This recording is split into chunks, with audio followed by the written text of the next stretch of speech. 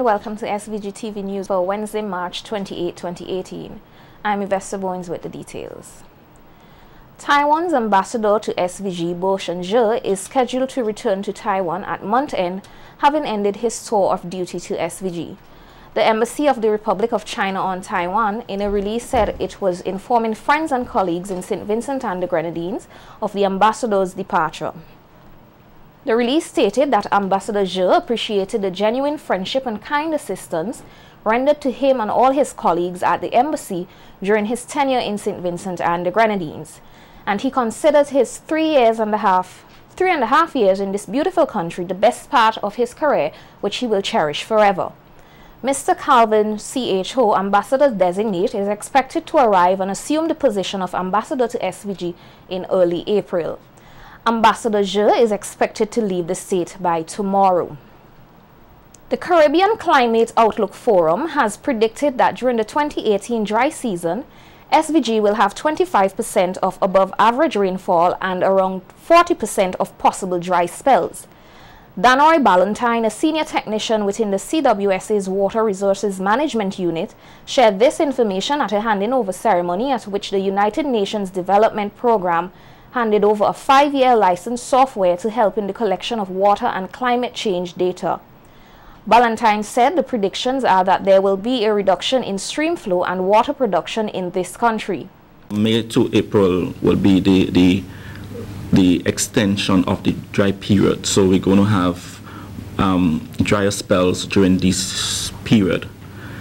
From the meeting held with supervisors this morning, it seems that our production seems to be within an average at this time, but as we advance into the dry season, there are prediction that it will reduce and our stream flow will also reduce.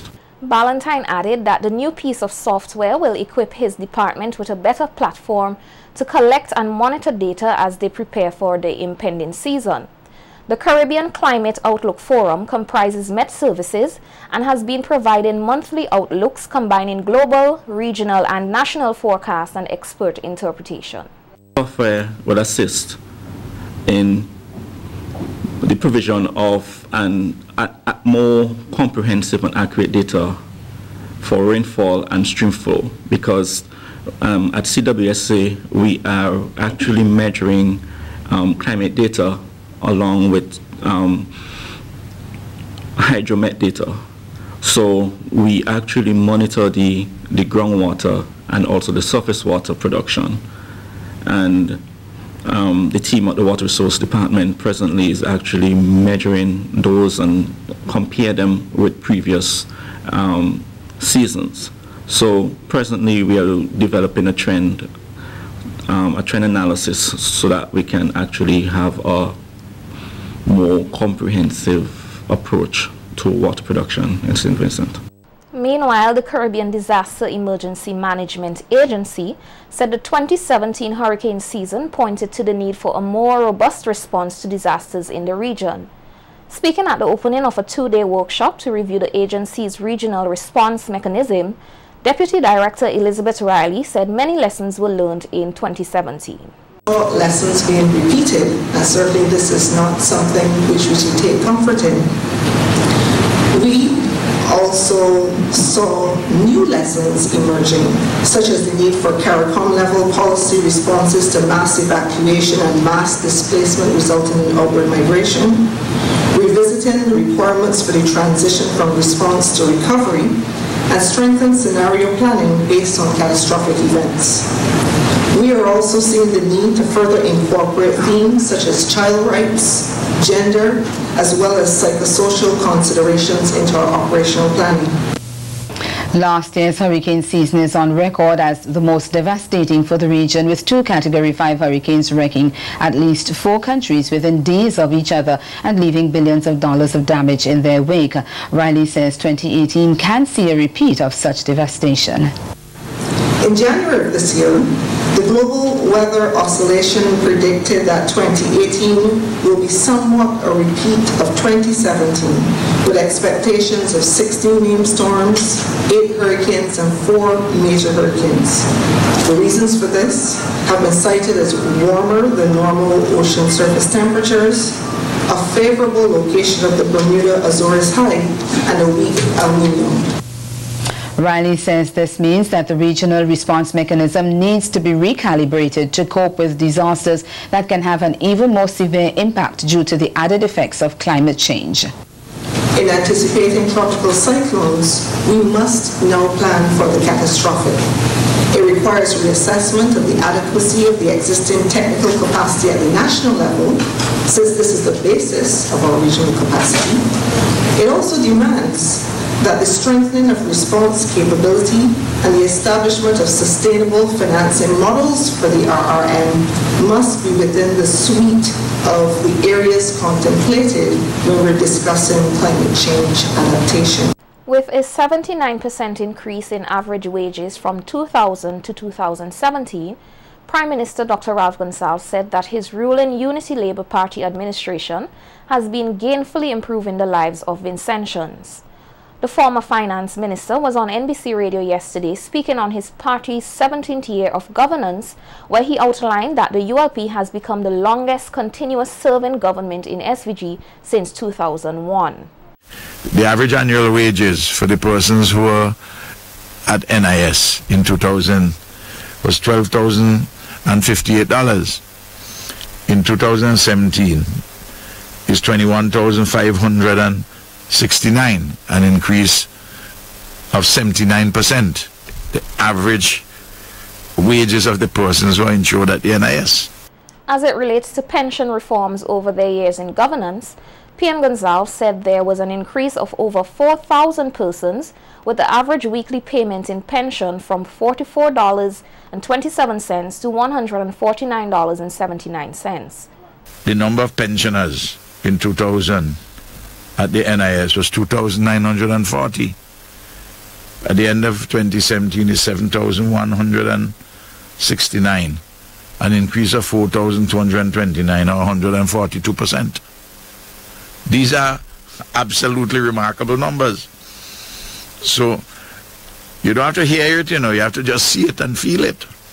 Pension system matures, you'll have more pensioners, but the numbers which have increased in this period of time is absolutely remarkable. The average pension payments weekly was $44.27 in 2000. At the end of 2000, it's now $149.79, or an increase of 238%. Because the increase is $105.52 weekly. The Prime Minister also noted that in 2017, there was over $50 million payout in pensions compared to 2000, when there was just over $6 million. The total payments in pensions at the NIS was $6.52 million in 2000. It's $50.82 million in 2017, an increase of $44.3 million in 2017 over 2000, or 679%. But when you deal with the total benefits, that is to say the pensions and maternity benefits and sickness benefits, it was $8.47 million in 2000, $57.12 million last year, an increase of $48.65 million, or 574%. So tell me that people ain't better off now. Opposition leader Dr. Godwin Friday is of the view that a lack of quality jobs is plaguing the country. Dr. Friday said the economy is in the doldrums and there are people who are hopeful that the economy will be improved, but this can only be done with a change in government. Opportunity, the lack of employment, the business opportunities that are things you used to see around for years, they have suddenly left the scene because the economy of St. Vincent and the Grenadines has been in the doldrums for the last 10 years and more, and there doesn't seem to be any plan by the government to move it forward.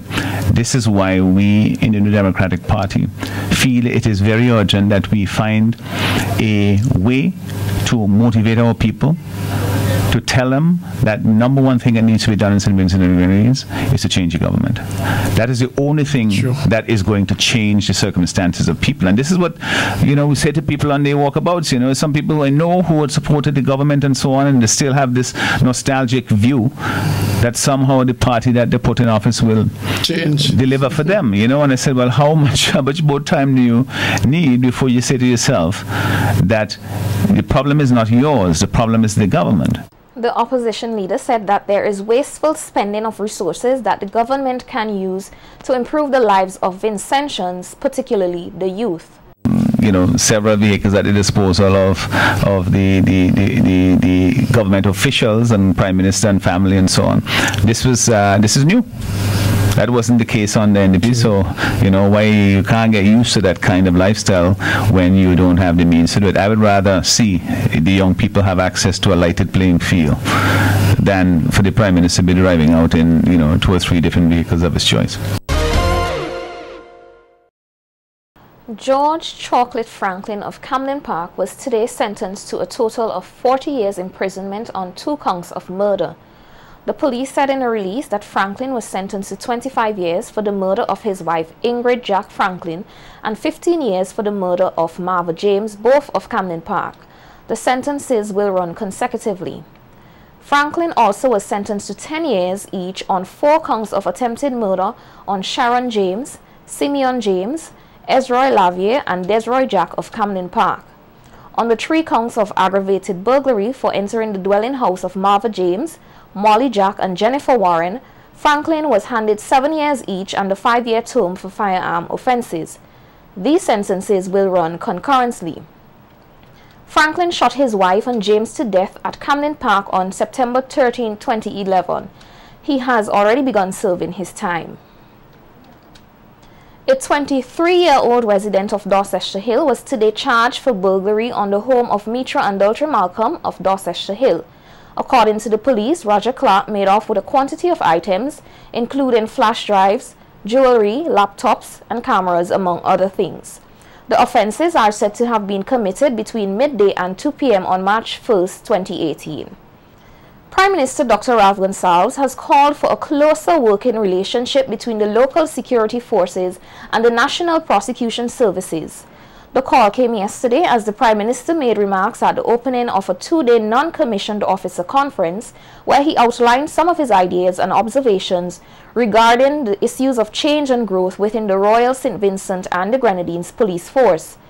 PM Gonsalves also touched on his government's commitment to the enhancement and efficiency of the local security forces. But from what you see that we have done under my Prime Ministership since 2001, you will know that I have a high regard for the police force and the importance of the police force. Otherwise, the kinds of resources which have been put to it would not have been put to it. And we have more to do. We have to work closer. The police and the prosecutorial service, the National Prosecution Service, have to work closer together. And we can't have a situation where they go in one way, the police go in another way. The only beneficiary is the criminal. Children learn and express themselves better when they participate in real-life situations. And according to Senior Education Officer Joycelyn Blake Brown, there is a need for more of these opportunities to be provided to the nation's youths. Blake Brown, who was delivering remarks at the finals of the 2018 Grade 5 public speaking competition yesterday, said that the event forms part of her ministry's aim to provide literacy, development, and enhance the research skills of students. You see, at the preliminary levels, really, we should have students participating at the school level and then the best person is selected. But I know from time to time our teachers are pressed for time and just the best one is selected. Many times our students are being interviewed and their comments are very short. They tend not to elaborate. But I feel strongly if we provide them with more opportunities, guide them along the way, that they will develop the skill of speaking. Public speaking itself is an art. It must be practiced. So if we want to see the best in our students, we have to provide them with real life opportunities. Blake Brown also spoke of the existence of students' councils as a way of giving students a voice in what takes place in their environment. People, they are not afraid to express, and as educators we have to encourage them. Yes, we can mold and guide along the way, but our young people, they have a voice, and I encourage you all to listen and guide them when they go wrong. During assembly, now we have student councils in most of our private schools. As part of the child-friendly, effective schools, we encourage even at the primary level to have student councils. And we have students who can speak, they have a voice, and I must say I've been privileged to be exposed to some of these students, and sometimes I am so amazed. Sometimes we think they are too young, but they are not. Meantime, patrons in attendance at yesterday's staging of the 2018 Grade 5 Public Speaking Competition said they were impressed with the level of speech and research skills displayed by all 7 finalists. The students presented a prepared speech on the topic, "Dancehall music is contributing towards the increase in violence among the youth in Vincentian society," as well as an impromptu speech. Jamaria Diamond of the Mariaco Government School took the top spot and the champion trophy in the competition and also walked away with the best prepared speech title. Janique Shallow of Lower Bay School, Beckway, formerly known as the Paradise Primary School, placed second and also received the Best Impromptu Speech Award. Rosacia Short of the Lomans Leeward Anglican took the 3rd place position. Here are highlights from the top 3 performers.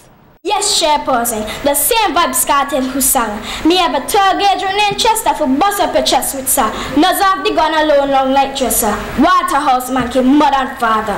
Chairperson, can you believe that primary and secondary school children dressed in their uniforms turned out into their numbers chanting, "Free ball boss, free ball boss." No teacher, no school. Furthermore, Chairperson, just a few months ago, veteran dancehall artist Ninja Man and his son were also convicted for murder. Talk about leading by example with role models who are not afraid to practice what they preach. If I rule the world, I will change rules in school. Like, there shall be no homework, because when we go home, we want to play and relax. And if we have exams, we have to study. And we need to study because we need to pass, right?